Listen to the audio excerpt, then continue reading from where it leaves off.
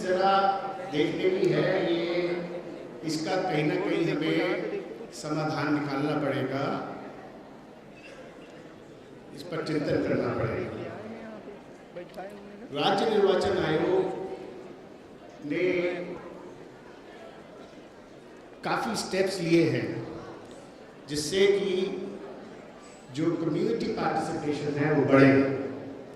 जैसे हमारी वेबसाइट है, तो वेबसाइट पर हमने एक इलेक्शन लाइव मॉड्यूल डाला है। ये इलेक्शन लाइव मॉड्यूल जो है, इसमें आप देखेंगे कि चाहे जनरल इलेक्शन हो चाहे बाई इलेक्शन हो, नोटिफिकेशन के इशू होने से मतदान होना और काउंटिंग होने तक जितनी भी प्रक्रिया है उसकी सब सूचना हमारी वेबसाइट पर लाइव, यानी उदाहरण के तौर पर जैसे आज नामांकन हुआ है, तो जितने लोगों ने नामांकन किया है वो आपको वेबसाइट पर लाइव दिखाई देगा। जो रिजल्ट्स आएंगे वो वेबसाइट पर लाइव दिखाई देगा। तो हमने एक इलेक्शन लाइव मॉड्यूल अपने वेबसाइट पर डाला है। जीआईएस मैपिंग कराई है। जीआईएस मैपिंग से आप अपने मोबाइल पर, अपने लैपटॉप पर या अपनी कार में भी आप चल रहे हैं, तो जो आपका पोलिंग स्टेशन है उसका जो डेस्टिनेशन है वहाँ तक आप आसानी से पहुँच सकते हैं। ये सुविधा भी हमने अपने स्टेट इलेक्शन कमीशन में प्रोवाइड की है।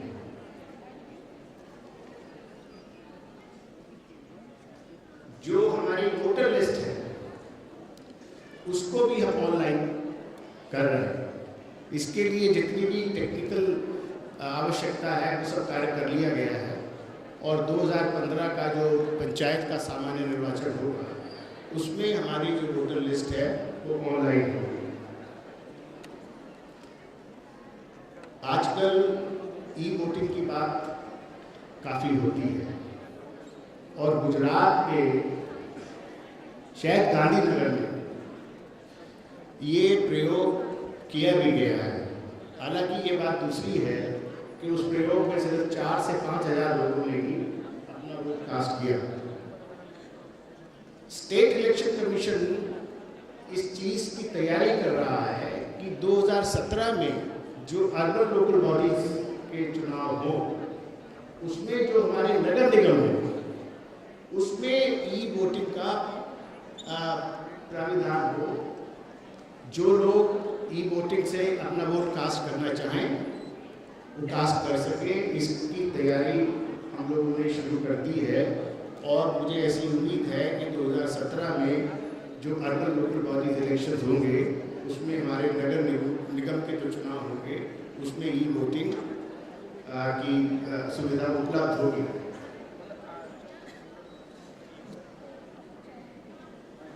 वोटर लिस्ट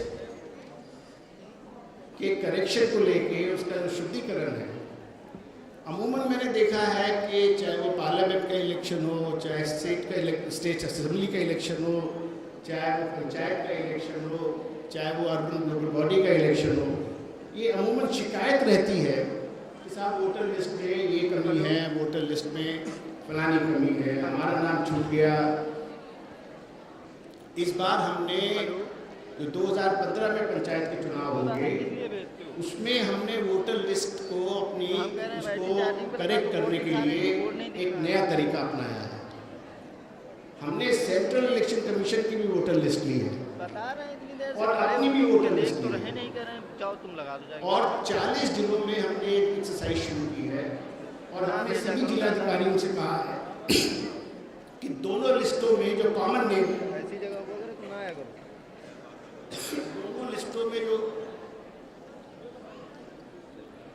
कॉमन नेम है उसको आप छोड़ दीजिए, उसका वेरिफिकेशन ना करिए। लेकिन जो नाम कॉमन नहीं है 40, 45, 50%, उन सब का डोर टू डोर सर्वे करिए और देखिए कि इसमें क्या गलत है और क्या सही है। ये प्रदेश के सभी जनपदों में हम ये एक्सरसाइज कराएंगे और हम ये सुनिश्चित करेंगे कि हमारी जो वोटर लिस्ट है वो यथासंभव शुद्ध हो और उसमें शिकायतें ना हो। बहुत बड़ा प्रदेश है, आपको शायद ये कल्पना नहीं होगी कि जो हमारे यहाँ पंचायत के इलेक्शंस होते हैं उसमें लगभग 8 लाख पदों पर चुनाव होता है, 8 लाख, और लगभग 35 से 40 लाख कैंडिडेट्स इलेक्शन कंटेस्ट करते हैं। इतना बड़ा चुनाव होता है, बड़ा प्रदेश है, बहुत बड़ा चैलेंज है। एक बात मैं अंत में और कहना चाहूँगा कि अमूमन ये देखा गया है कि जब ग्रामीण क्षेत्र के चुनाव होते हैं तो 70%, 80%, 85%, 90% तक पोलिंग होता है, और शहरों में 40, 45, लखनऊ इलाहाबाद में कभी कभी 30, 32। ये एक बड़ी अजीब सी बात है। शहरों का वोटर जो ज़्यादा शिक्षित है, ज़्यादा पढ़ा लिखा है, ज़्यादा संपन्न है, ज़्यादा चीज़ों को समझता है, वो वोट डालने के प्रति इतना उदासीन क्यों है? ये जबकि आप सब जानते हैं कि जब चुनाव होता है तो छुट्टी का दिन होता है। छुट्टी का दिन होने के बावजूद लोग जाके सिर्फ वोट डालने जाना है। ये भी इतनी जिम्मेवारी भी हम निभाने के लिए तैयार नहीं हैं। ये बहुत अच्छा संकेत नहीं है प्रजातंत्र के लिए। मेरा ये निवेदन है आज कि हम अपने वोट को अधिकार के रूप में ना देखकर उसे एक पॉजिटिव सिविक ड्यूटी के रूप में देखें और सभी जो वोटर है वो जाके वोट डालें। अंत में मैं राष्ट्रीय मतदाता दिवस के उत्साहवर्धक एवं सफल आयोजन के लिए मुख्य निर्वाचन अधिकारी और उनके कार्यालय के सभी अधिकारी कर्मचारियों को बधाई देता हूँ। उन्होंने बड़ी मेहनत की है, बहुत प्रयास किया है और बहुत ही अच्छा और सफल आयोजन किया है। धन्यवाद। और इस श्रेणी में दूसरा पुरस्कार मिला है राष्ट्रीय सेवा योजना श्री जय नारायण पीजी कॉलेज लखनऊ को। तृतीय पुरस्कार राष्ट्रीय सेवा योजना Shri Mahavir Prasad girls degree college, और इसके अलावा 2 सांत्वना पुरस्कार हैं। पहला राष्ट्रीय सेवा योजना Guru Nanak girls degree college और दूसरा सांत्वना पुरस्कार है राष्ट्रीय सेवा योजना नगर निगम डिग्री कॉलेज लखनऊ के बच्चों को।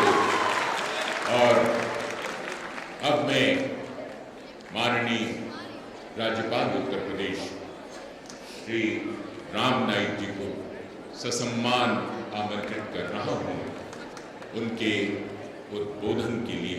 श्री राम नाईक जी।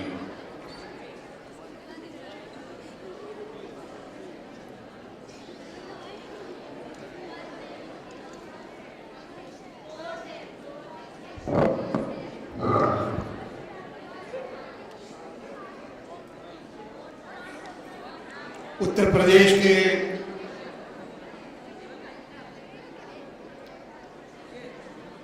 राज्य के निर्वाचन आयोग श्री एस.के. अग्रवाल जी, अपर मुख्य निर्वाचन अधिकारी श्री रमाकांत पांडे जी, जिला निर्वाचन अधिकारी श्री राजशेखर जी, मंडलायुक्त श्री महेश कुमार गुप्ता जी, निर्वाचन क्षेत्र के सभी अधिकारी, कर्मचारीगण,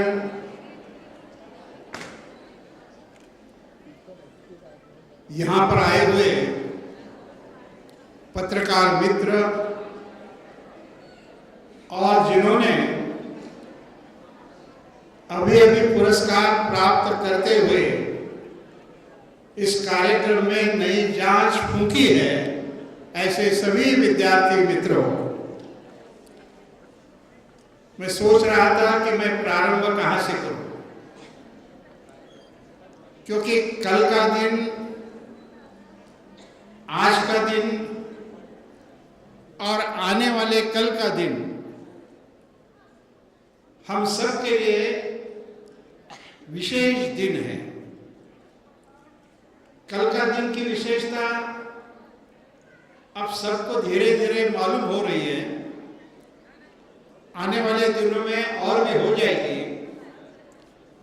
उत्तर प्रदेश पहले यूनाइटेड प्रोविंस था, लेकिन उत्तर प्रदेश यह नाम 24 जनवरी 1950 को दिया गया, यानी कल उत्तर प्रदेश स्थापना दिवस था। आज जिनके कारण देश के चुनाव होते हैं, सरकार का निर्माण होता है, ऐसे मतदाताओं का आज का दिन है। और कल का दिन ये तो अपना देश गणतंत्र हुआ, उस गणतंत्र का विशेष दिन है। शायद एक के बाद इतने अच्छे दिन पहले एक साथ में आए होंगे, या कम से कम मुझे तो ऐसा लगता है। एक बात का और मुझे विशेष लगी कि जो सामान्यता होता है, जब मैं स्कूल या कॉलेज के कार्यक्रम में जाता हूं, तो मेरा हमेशा आग्रह ये होता है कि जो ये पुरस्कार देने का काम होता है, वो मुख्य वक्ता के भाषण के बाद होना चाहिए।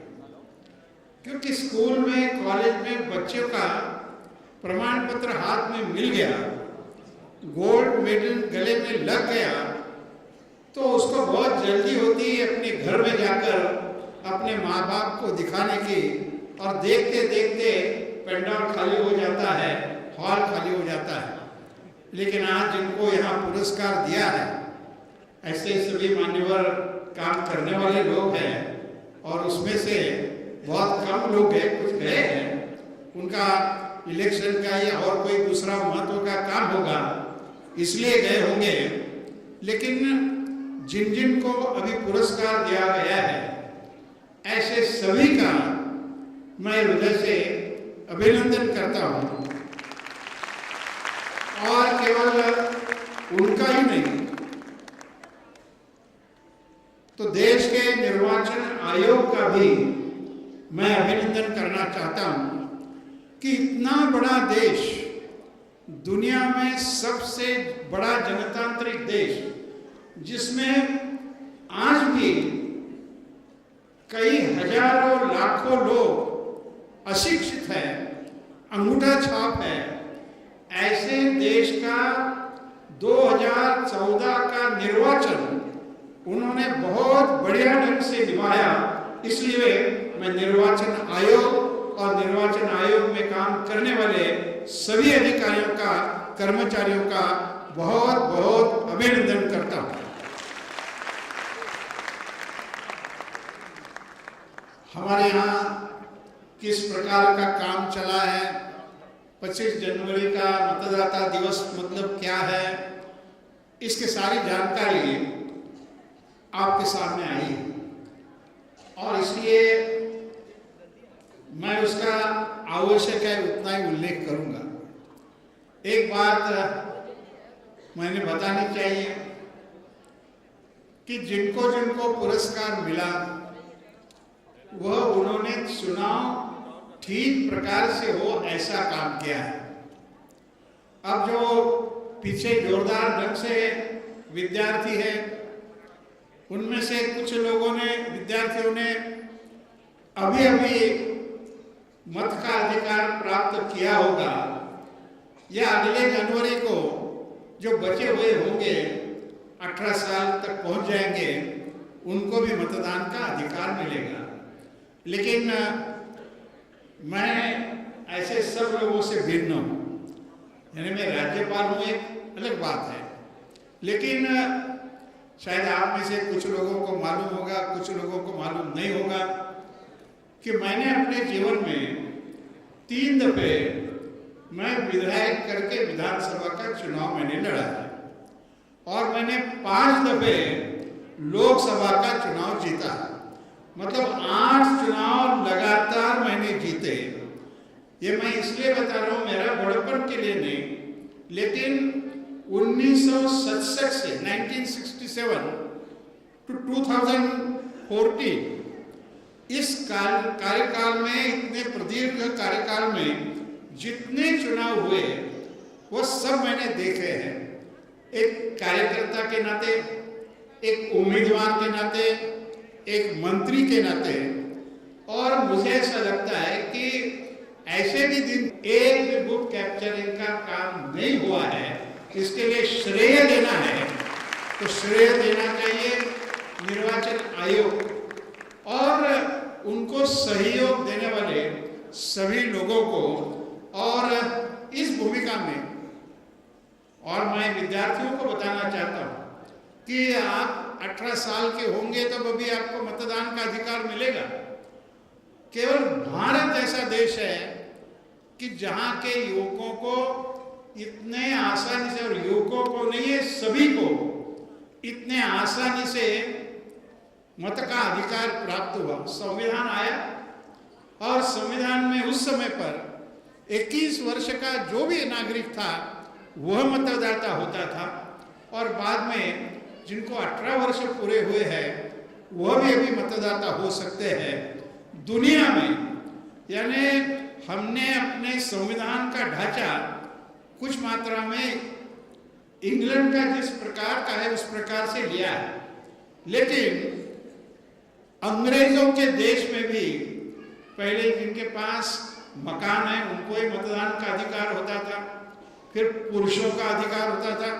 महिलाओं को मतदान अधिकार प्राप्त करने के लिए वहां तो महिलाओं को आंदोलन भी करना पड़ा। शायद भारत ही ऐसा देश है कि इतने बड़े पैमाने पर मतदाताओं ने संघर्ष न करते हुए सबको मतदान का अधिकार मिला। ऐसा एक अपना देश है जिस देश पर हम सब लोग गर्व कर सकते हैं, ऐसा मुझे लगता है।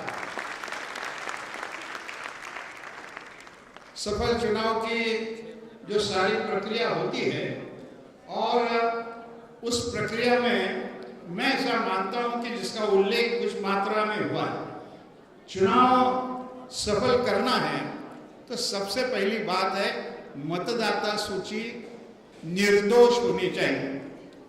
मतदाता सूची निर्दोष हो गई, उनका स्थान कैसा है, उनका संविधान कैसा है, उनके काम कैसा है, तो यह दूसरा उसका एक अंग होता है। तीसरा होता है कि मतदान, चौथा होता है कि मतगणना, और पांचवा होता है कि उसका रिजल्ट। अब ये सारी प्रक्रिया में अधिकारी और चुनाव में लगे हुए सबका एक अहम भाग होता है। कहाँ कुछ गड़बड़ी हो गई तो सारी चुनाव की प्रक्रिया में एक प्रकार का गतिरोध प्राप्त होता है। और ऐसे में मैं मानता हूं कि देश के चुनाव प्रक्रिया में उत्तर प्रदेश का अपना एक विशेष स्थान है। उत्तर प्रदेश देश में सबसे बड़ा राज्य है, इतना ही उत्तर प्रदेश का महत्व नहीं। यानी दुनिया में केवल 4 देश ऐसे हैं कि जिनकी आबादी उत्तर प्रदेश से ज़्यादा है। अमेरिका है, ब्राज़ील है, इंडोनेशिया है, चीन है। लेकिन ये 4 देश छोड़ दिए तो उत्तर प्रदेश सबसे बड़ा राज्य है, और इसलिए ऐसे उत्तर प्रदेश का निर्वाचन करना एक बहुत बड़ी जिम्मेदारी होती है। और जैसा कि बताया गया कि इस समय पर उत्तर प्रदेश में मतदाताओं की संख्या है 14 करोड़ 4 लाख और 2011 में मतलब 3 वर्ष के पूर्व इसकी संख्या था 10 करोड़ 84 लाख। मतलब केवल 4 साल में 3 करोड़ 20 लाख ज्यादा मतदार बन गए। देश, अपना देश अब युवाओं का देश इस प्रकार से माना जा रहा है और सबसे ज्यादा ताकत इस समय पर युवा मतदाताओं की होती है। और ऐसे का पंजीकरण करना और सहजता से पंजीकरण करना ये बहुत मुश्किल काम है। कंप्यूटर आया है, कंप्यूटर का उपयोग होता है, फिर भी उसके लिए जो ह्यूमन रिसोर्स लगता है वो ह्यूमन रिसोर्स आप सब है। और उसमें से जिन्होंने बेहतरीन काम किया है ऐसे लोगों का आज यहाँ अभिनंदन हुआ है। और इसलिए मैं भी आपको फिर एक दफे अभिनंदन करता हूँ कि आपने उत्तर प्रदेश में मतदाता सूची और सारे चुनाव अच्छे ढंग से कराने का प्रयास किया। ऐसा प्रयास जब हम करते हैं तो मुझे आज भी कहना है कि निर्दोष मतदाता सूची यह प्राथमिकता की बात होनी चाहिए। ऐसे मैंने वहाँ प्रदर्शन देखा और बच्चों ने जिस उत्साह के साथ बताया, मैंने किसी को पूछा भी, अरे तुम क्यों आया है, तुमको थोड़ा ही 18 साल यहाँ पर हो गए? नहीं, मुझे बनना है, इसलिए मैं काम करने के लिए आया। यहाँ से लेकर जब अंतिम स्टॉल पर आया, वो तो चुनाव के अधिकारियों ने बनाया हुआ स्टॉल था। और जब उन्होंने मुझे बताया कि उत्तर प्रदेश की जो मतदाता सूची बन गई है 14 करोड़ 4 लाख की, ये सभी पर छाया चित्र छपाए गए हैं, ऐसा उन्होंने बताया। और पहले मेरा विश्वास नहीं था तो मैंने पूछ लिया कि भाई वास्तव में ऐसा है ना, क्योंकि मैंने वो देखने के बाद तो एक सिग्नेचर का बोर्ड उन्होंने मुझे कहा सिग्नेचर करिए, तो मैंने फिर उसमें लिख दिया कि मैं उत्तर प्रदेश के चुनाव में काम करने वाले सभी का अभिनंदन करता हूँ कि